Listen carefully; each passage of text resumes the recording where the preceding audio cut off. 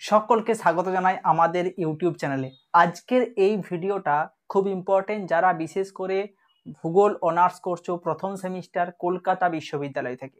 তো কলকাতা বিশ্ববিদ্যালয়ের যে সিলেবাস প্যাটার্ন রয়েছে সেই সিলেবাসের ইউনিট 5-এ রয়েছে দেখবে সয়েল জিওগ্রাফি।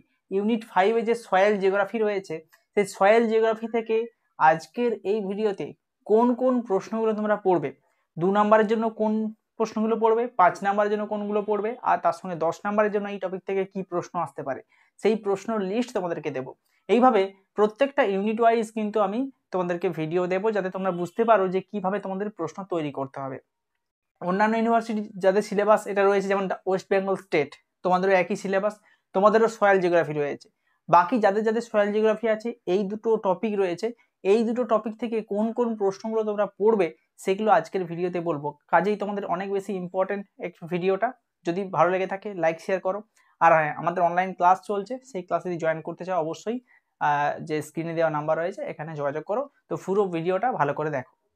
প্রশ্ন নিয়ে চলে এসেছি আজকে ইউনিট 5, ঠিক আছে, রয়েছে সয়েল জিওগ্রাফি, যেখান থেকে 2 নম্বরে যে প্রশ্নগুলো পড়বে সেটা হচ্ছে define soil, what is soil catena, what is zonal soil, what is azonal soil, define endodynamomorphic soil, what is chelation, define regolith, define humification, what is soil profile, তারপর what is soil horizon, what is eluviation, what is podzolization, what is hardpan, what is laterization, what is gleization, এগুলো পড়বে।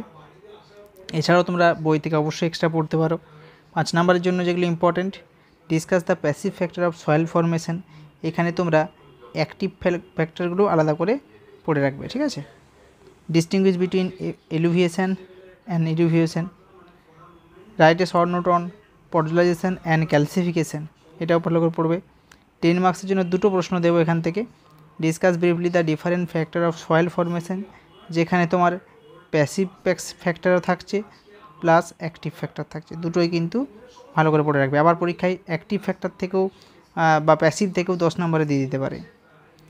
Discuss the evolution of an ideal soil profile with suitable diagram, ideal soil profile বলতে এখানে তোমরা অবশ্যই পড়ে রাখবে পটজলটা, ঠিক আছে, এটা ইম্পর্টেন্ট বেশি। এবং সুইটেবল ডায়াগ্রামটা মোস্ট ইম্পর্টেন্ট, ডায়াগ্রাম দিয়ে তোমাদেরকে এই প্রোফাইলটা বর্ণনা করতে হবে। তো এই ছিল আজকের ভিডিওতে মূল প্রশ্নগুলো। কেমন লাগলো এই ভিডিওটা কমেন্টে জানাও।